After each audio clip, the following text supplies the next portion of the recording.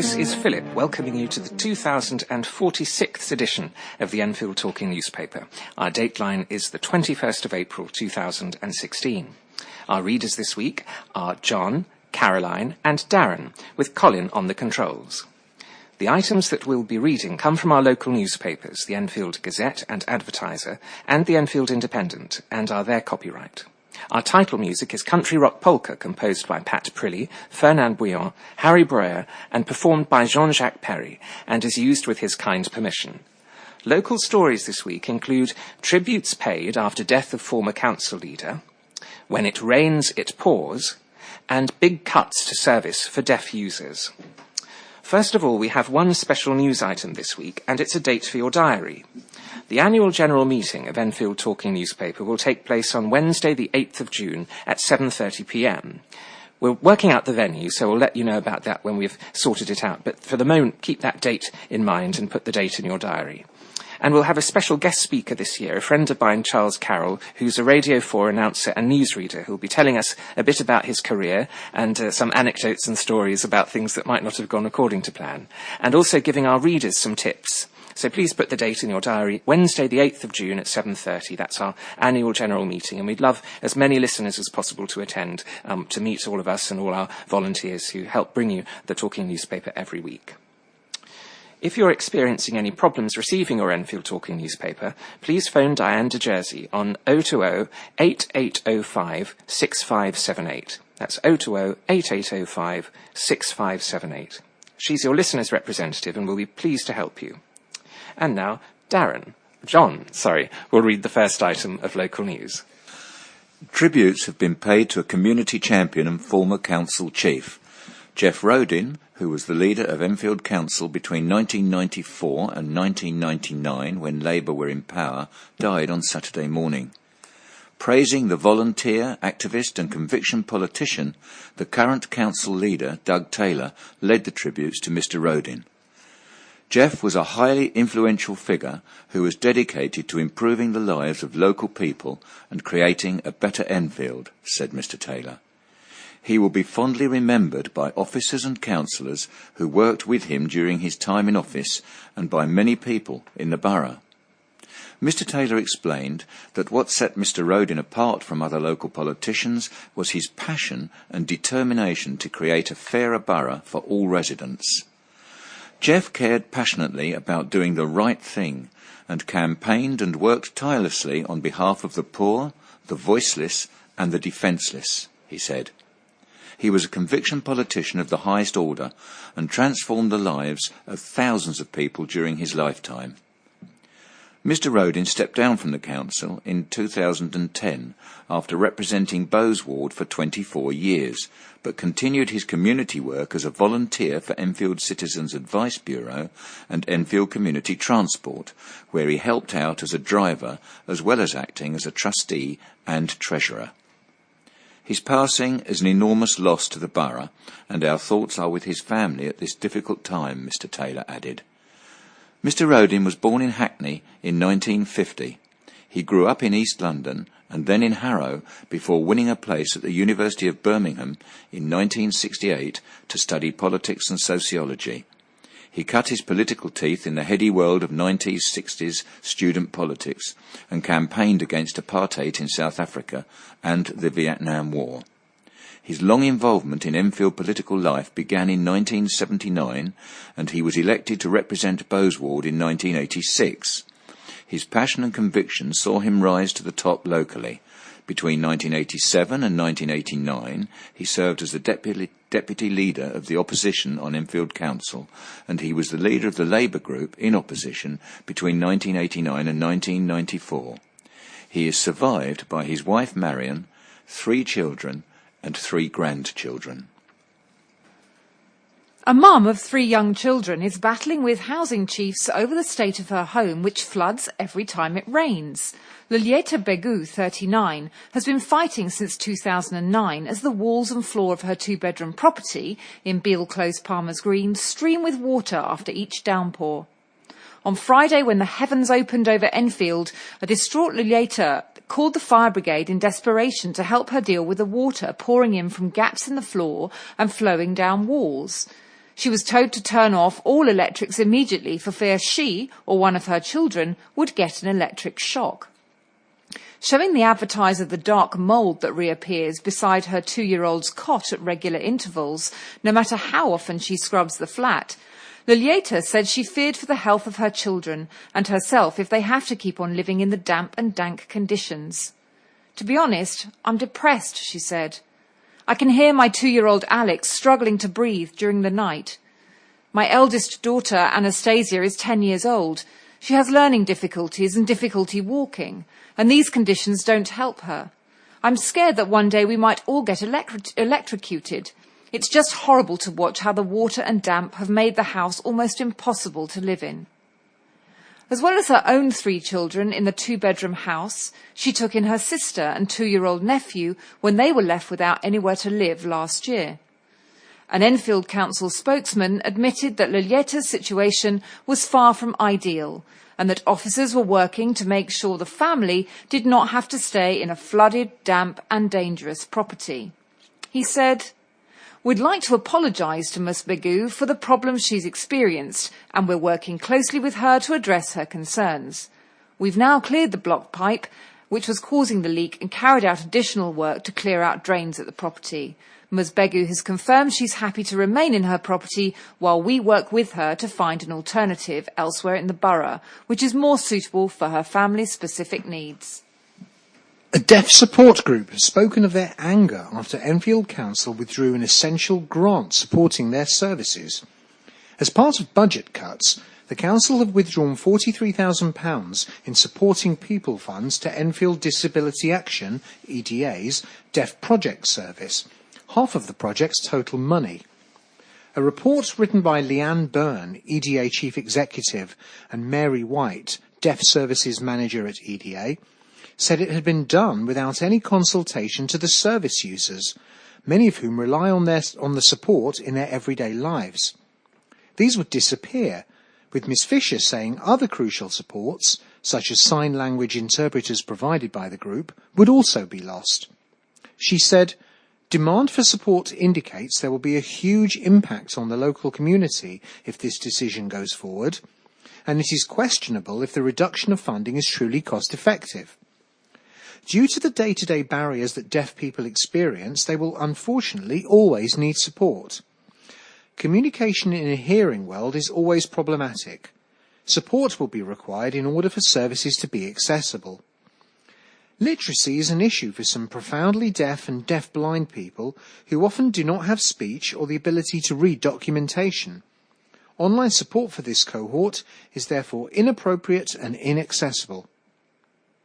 The report claims that between April 2015 and January 2016, the project brought in £103,377 of benefits awards to the deaf community.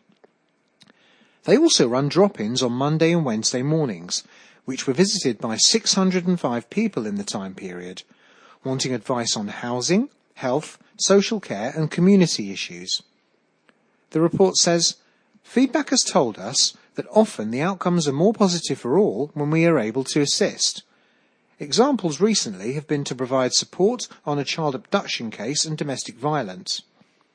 Local police have said, 'Where would these people go if you were not here?' EDA has built enormous trust with the local community, and they're confident they will get the support that they will need. Demand for support is rising, not waning." Councillor Alev Kazimoglu, Cabinet Member for Health and Social Care, said, "While we're doing everything we can to mitigate the impact of the savings, the fact is it is simply impossible to continue to provide all the services we presently do with the funding we will receive from central government now and in the years to come." Children at an Enfield school are jumping for joy after new play equipment bought with a share of lottery money was unveiled. George Spicer Primary School has splashed out £22,000 to help youngsters get active and have more fun during break times. The lion's share of the amount, £12,000, was contributed by parent-teacher organisation Friends of George Spicer, with the National Lottery stumping up the remaining £10,000. The school has nearly 700 pupils split across 2 sites, in Sketty Road and Kimberley Gardens, and it is the Sketty Road Centre where the new play equipment and climbing wall will be used by the 330 older pupils. Head teacher Hilary Ballantyne said, "We love it, and the children love it. We have equipment where they can turn a knob and they are told to do an activity like dance or jump up and down. The older children were a bit jealous of the younger children's equipment on their school site. They can hang off bars and have to think carefully about how they will traverse things. It's made a big difference to the playground. With space at a premium, some of the elevated equipment has features underneath which the children can use safely. And, of course, it has an educational purpose as well." Ms. Ballantyne added, "It's an enhancement for the Outlook curriculum for physical development." Palmer's Green is gearing up for a wildlife windfall as volunteers create a nature haven in one of the area's leafy parks. A digger was busy last Thursday clawing earth out of a hole in Broomfield Park to sculpt an earth bank that will surround a new pond which is being created. Timber planters were being installed and they will house plants aimed at attracting wildlife, such as frogs, newts and a whole raft of birdlife. Ivor Evans, one of the Friends of Broomfield Park, who are carrying out the work, said, "We want to see herbs, amphibians, newts and the like in the pond. It's at the edge of the orchard we established 5 years ago. It's a very enclosed area and we hope it will attract wildlife." It's about moving away from municipal-type parks, which are limited in species reach, and enhancing the species of all different kinds of wildlife in the park. There are lakes in the park, but they're different to what's happening here. There's a lot of planting to be done yet to provide for animals and protect from the wind, and there'll be benches nearby. About £5,000 is being spent on the site.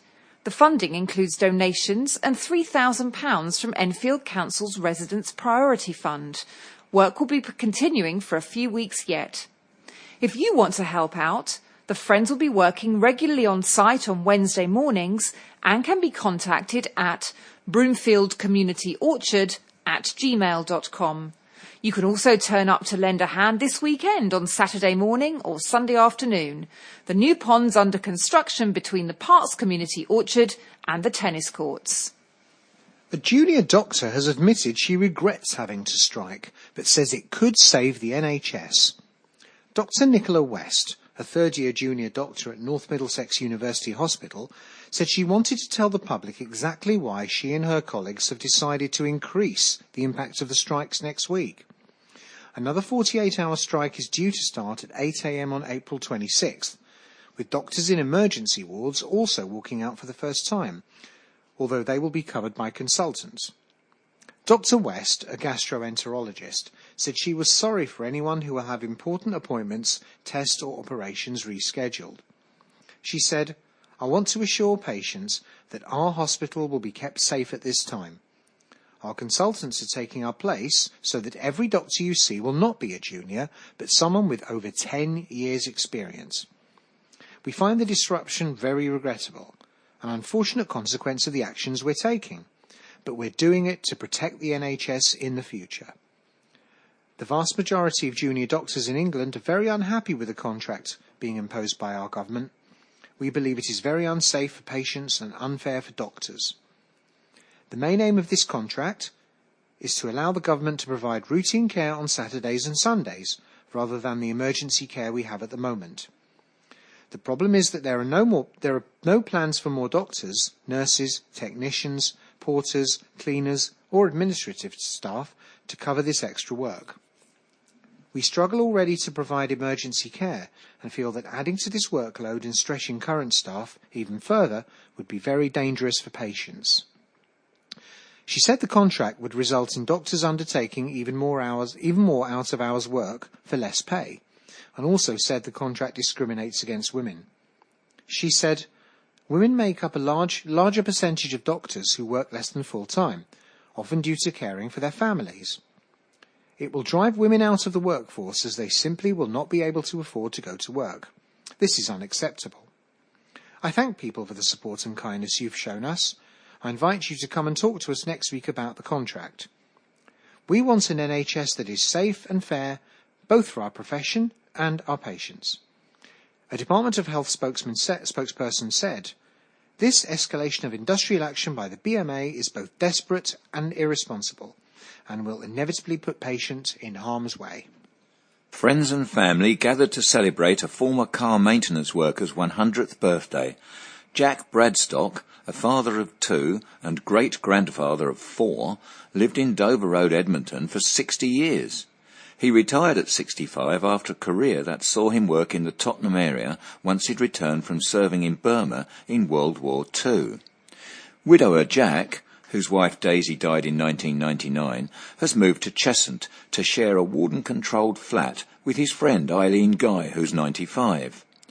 But he returned to Forty Hall in Forty Hill, Enfield, for a party in his honour on Saturday, and he turned 100 on Tuesday. His son Alan, aged 72, said, "We had a very nice day at Forty Hall. Dad's a fan of pre-war music, and we had his favourite tune playing, Rhapsody in Blue by George Gershwin.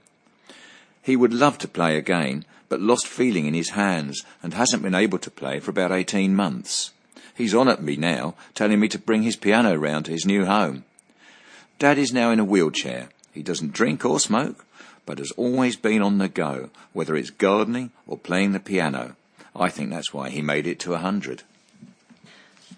A pair of schools in Enfield have won national awards. Aylwood Academy in Windmill Road, Enfield, was given the award from the school's Students and Teachers Network because the school is in the top 10% nationally for progress made by pupils between years 6 and 11.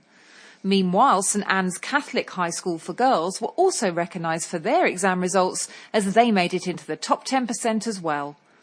Aylwood's head teacher, Jonathan Gillard, said, "I'm delighted that Aylwood students and staff have been praised in this manner by the SSAT. We're all so pleased that hard work is recognised by this important institution." Siobhan Gilling, head teacher at St Anne's, said, "I'm absolutely delighted to receive yet another award. This reflects the hard work of the staff and students in the school." A housing scheme for older people with learning difficulties has opened in Enfield. Desmond Court in Linwood Crescent was formally unveiled at the end of March. The court has 14 self-contained flats, giving residents the opportunity to move from shared accommodation to their own independent homes. The accommodation includes features such as larger bathrooms to help people with a range of needs. The scheme was developed by New Lawn Housing Trust and is named in honour of Desmond Gray, a long-term board member who died in 2013. His widow, Janice, was guest of honour on the day and unveiled a plaque to declare the scheme open. The scheme was supported by the Greater London Assembly via the Mayor's Specialist Housing Fund and a grant from Enfield Council. A man was sacked from a sixth-form college because he did not reveal to his employers that he had been a victim of sexual abuse at the hands of a paedophile priest in the 1970s. The victim, who cannot be named for legal reasons, was a teenager when he was targeted by Leonard Skinner, the former vicar of St Peter's Church in Grange Park, Enfield, from January 1971 to June 1975. Skinner, aged 79, of North Tyneside, was jailed for 8 years on March the 15th after pleading guilty to 2 counts of sexual abuse. The victim only told his wife about the abuse on September the 12th, before informing the principal of the college, which also cannot be named for legal reasons, where he worked part-time. He said, as the abuse had taken place 40 years earlier, and as he no longer considered Skinner a threat, he had not been planning on pressing charges. To his shock, he was told by the principal that his failure to reveal the crimes perpetrated against him was in contravention of the college's rules on child protection, and his painful revelations started a series of events which prompted his sacking. He said, the principal's immediate reaction was not to show concern for me, nor to show any sympathy for what happened to me, but to ask how I knew if other children had not been abused, and why I had not reported the abuse at the time. She showed absolutely no understanding of the situation at all. Shortly after that meeting, I had a meeting with the Child Protection Officer, where I said that if the abuse had happened to me today, I would not feel comfortable reporting it under their current policy, mainly because there was not enough emphasis put on providing immediate support for the victim. On October the 19th, I was due to have a one-to-one meeting with the principal. Unbeknownst to me, the head of human resources had been asked to sit in on the meeting, which took the form of a disciplinary hearing. He said during the meeting he went into psychological trauma, had flashbacks to the abuse, and went into shock. Police were called, and he had to explain what had happened to him to the authorities for the first time. Shortly after this, he suffered a mental breakdown and was signed off work. He said while he was off work, he was told he faced a full disciplinary hearing to be held at the college. He said, "The principal then referred me to the local authority as a person who posed a potential risk to children, and then summarily dismissed me with a letter full of factual errors. I am very, very angry. Most people I have dealt with, including social services, have been horrified, but there is nothing we can do. I did not want to report it. I contacted Skinner to try and get him to say sorry. By doing that, the college said I had put their children in danger." He now intends to sue the college. Bosses at the college declined to comment. The Liberal Democrat candidate in the mayoral election also highlighted the issue of pollution during a visit to the borough. Promoting her transport vision for London at Enfield Town Railway Station yesterday, Caroline Pidgeon told the Advertiser that it was unacceptable that poor air quality led to more than 10,000 early and preventable deaths in London each year, and took the opportunity to take up alternative ways of getting round the capital. She explained, "Cycling has more than doubled over the last 10 years. If we make cycling safer and easier, encouraging people out of cars, it provides economic benefits to our town centres and environmental benefits to all." In Enfield, where there's been a strong opposition to cycling plans, Ms Pidgeon acknowledged the need to build a broad cross-section of support for the borough's Mini Holland scheme. She said, "We need to ensure local residents and businesses are fully engaged ahead of any plans to ensure community support. Aside from transport issues, Ms Pidgeon is proposing the retention of the Olympic precept, which Londoners have just stopped paying in their council tax bills, to fund the construction of 50,000 council homes. She added, "We need to start building truly affordable homes. Alongside this, I'd set up a GLA building company to drive forward home building and a state-of-the-art construction academy to train the workforce to build the new homes." More on homes, and plans by Tottenham Hotspur to build a series of multi-storey housing blocks have been met with caution by the community. Spur's development at 500 White Hart Lane, around 1.5 miles from their stadium, will see an unused industrial site be replaced by 145 new homes, built into tower blocks up to 7 storeys high. The club say the plans were to build affordable housing in order to support the growing need in the area. However, neighbours in both Haringey and Enfield have expressed concerns the plans could put too much pressure on local amenities.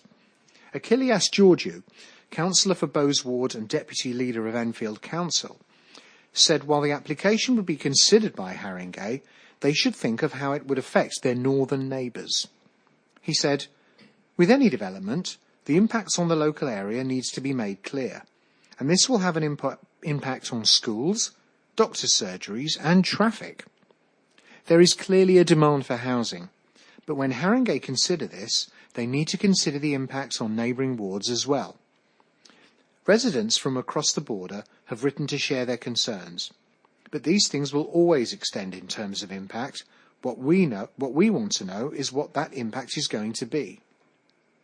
Members of Devonshire Hill Residents Association in North Haringey also expressed their concerns over the plans.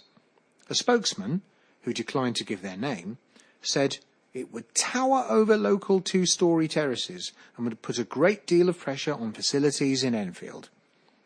A spokesman, who the club did not name, said they hope the proposals will be beneficial for the area, with negative views being taken into consideration.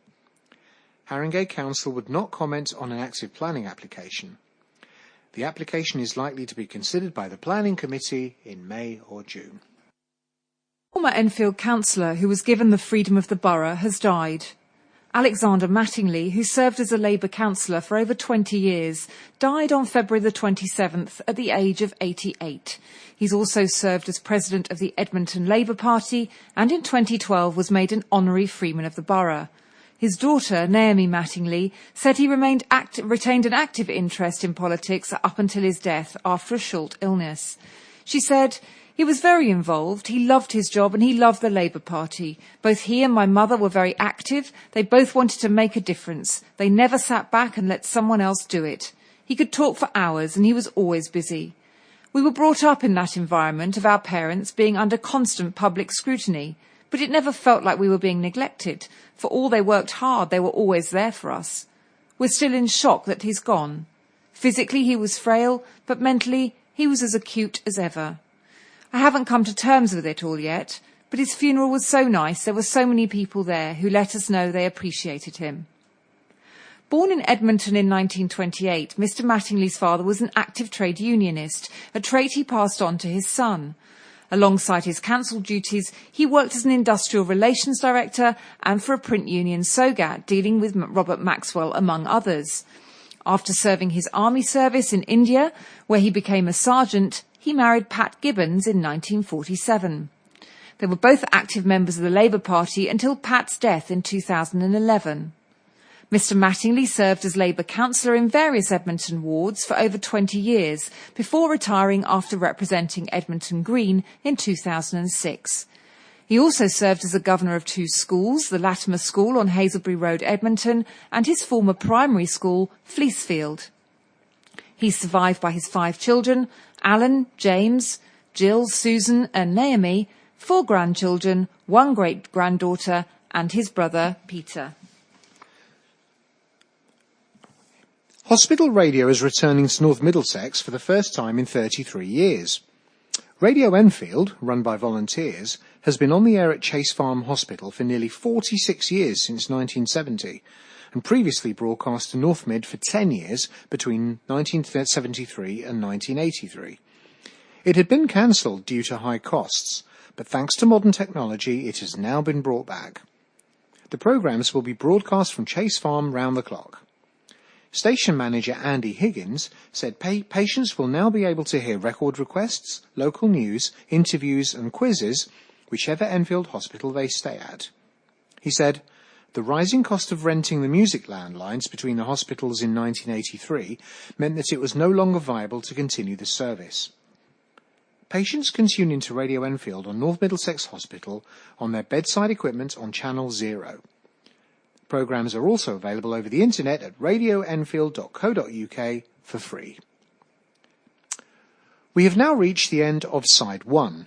If you're on tape, please stop your machine now, take out the cassette, turn it over and start side 2. If you are listening on memory stick, click Next Track.